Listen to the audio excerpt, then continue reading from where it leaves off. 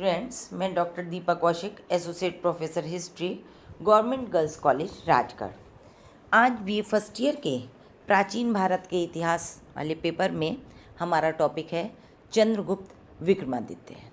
इससे पहले वाले वीडियो लेक्चर में हमने समुद्रगुप्त की विजयों के बारे में पढ़ा था। चंद्रगुप्त विक्रमादित्य जो थे वो 380 ईस्वी से 412 ईस्वी तक गद्दी पर रहे।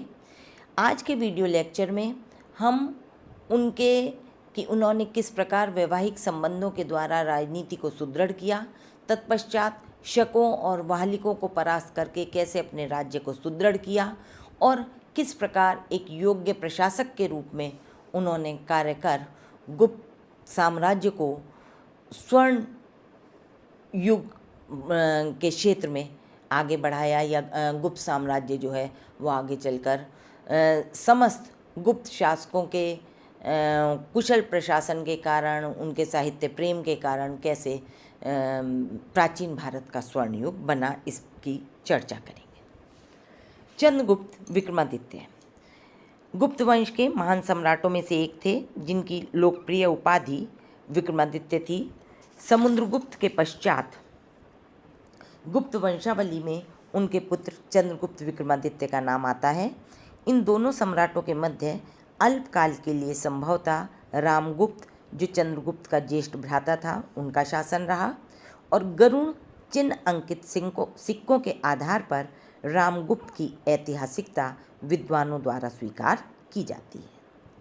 चंद्रगुप्त द्वितीय के विषय में जानकारी मुख्यतः हमें मथुरा स्तंभ लेख, मथुरा शिलालेख, उदयगिरी लेख, गढ़वा व सांची लेख, विभिन्न मुद्राओं, साहित्य व फाहियान के विवरण से प्राप्त होती है। वैवाहिक संबंधों के द्वारा उन्होंने जो साम्राज्य को सुदृढ़ किया, तो ये कहा जाता है कि चंद्रगुप्त राजनीति के एक कुशल खिलाड़ी थे।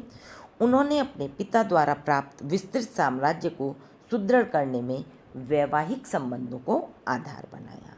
उन्होंने नागकुल की कन्या कुबेर नागा से विवाह कर नागराजाओं को अपना हितैषी बनाया। साथ ही कुबेर नागा से उत्पन्न कन्या प्रभावती का विवाह दक्षिणापथ के प्रभावशाली वाकाटक राजकुमार रुद्रसेन से कर दक्षिण में अपना प्रभाव बढ़ाया। चंद्रगुप्त ने दक्षिण के कदम वंश में भी अपने वैवाहिक संबंध स्थापित किए।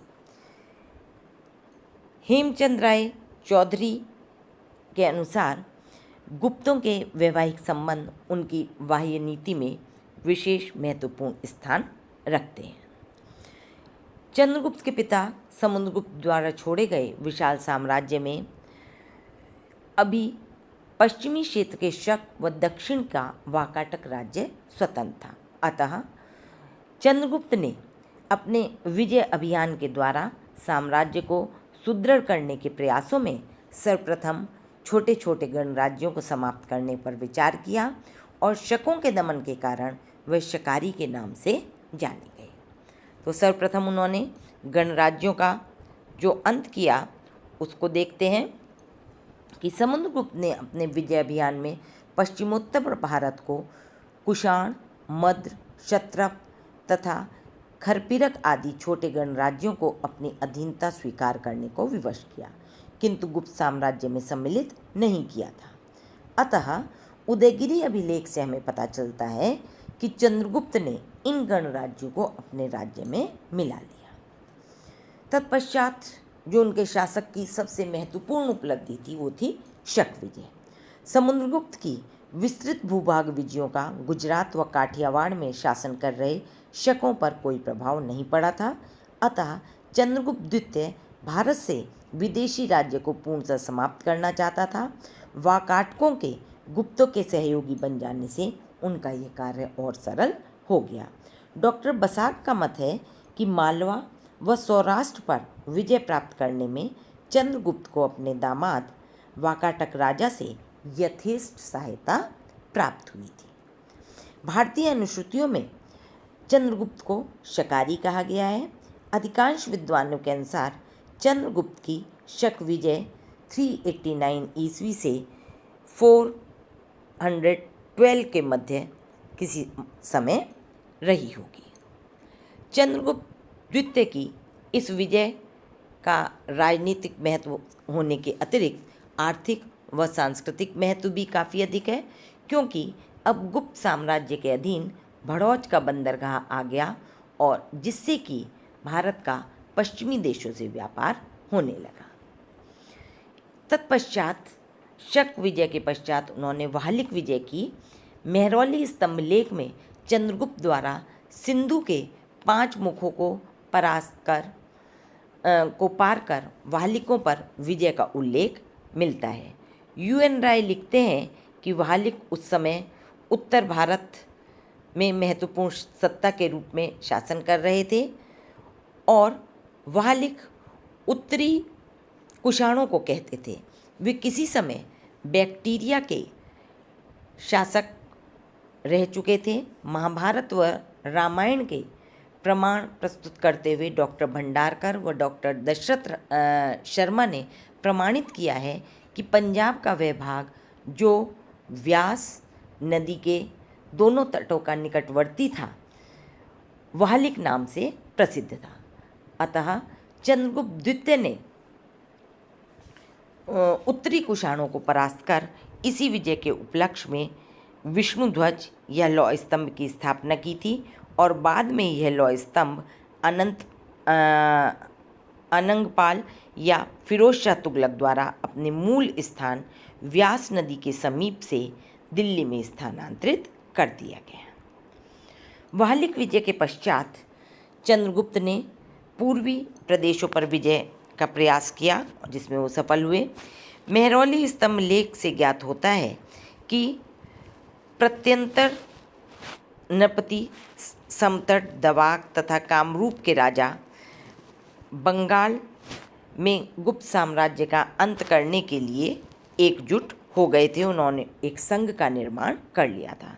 तब चंद्रगुप्त ने उन्हें बलपूर्वक समाप्त कर अपनी कीर्ति स्थापित की और बंग प्रदेश व आसाम पर गुप्तों का अधिकार स्थापित हो गया और इसके साथ ही उन्हें ताम्रलिप्ति का महत्वपूर्ण बंदरगाह भी प्राप्त हुआ।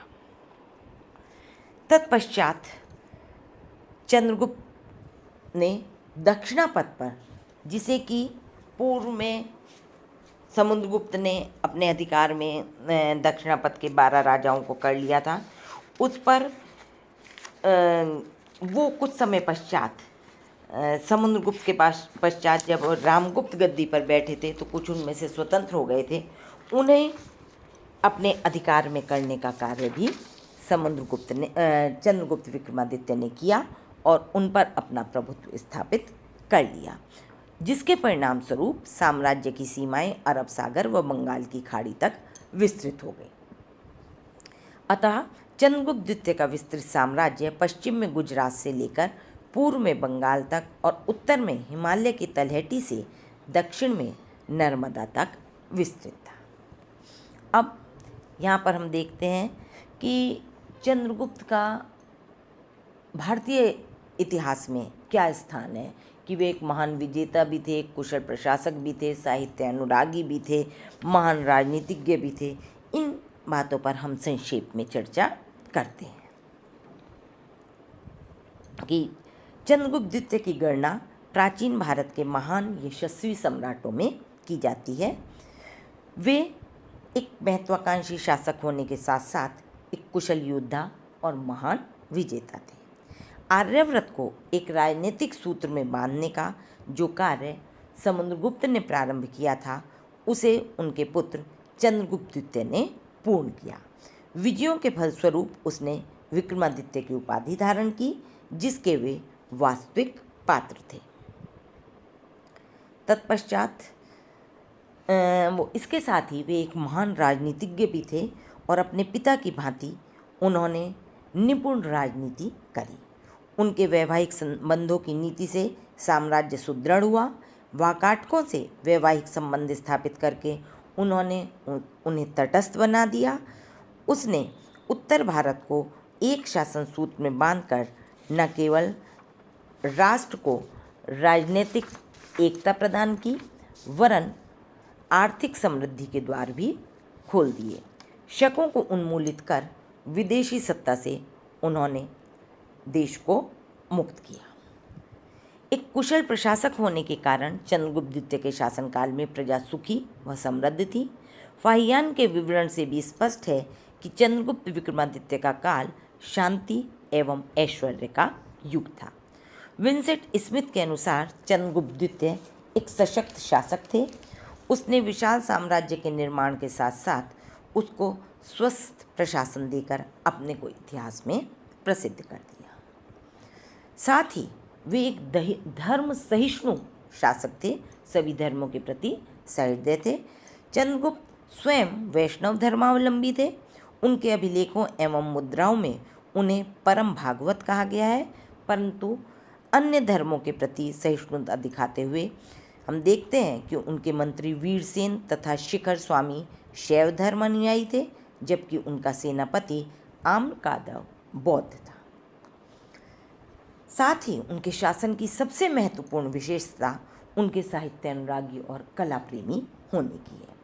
चंद्रगुप्त की महानता उनके साम्राज्य निर्माण में ही नहीं वरन शानदार बौद्धिक पुनरुत्थान में निहित है, जो कला, विज्ञान व साहित्य के क्षेत्र में दिखती है। साम्राज्य में सुख, शांति व समृद्धि थी।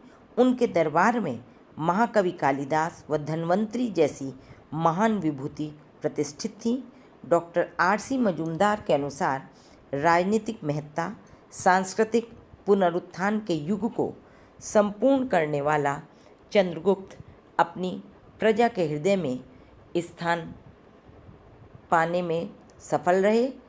साथ ही उनकी बहुआयामी सांस्कृतिक उत्कर्ष के कारण ही गुप्त काल स्वर्ण काल कहलाने का अधिकारी बना।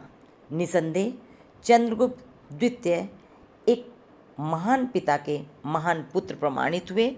शासन और समर दोनों में उनकी कीर्ति व ख्याति समुद्रगुप्त की भांति ही सुप्रसिद्ध व सुचर्चित थी। तो स्टूडेंट्स, हमारा आज का ये वीडियो लेक्चर यहीं ख़त्म होता है। शीघ्र ही आपसे नेक्स्ट वीडियो में मिलते हैं। Thank you.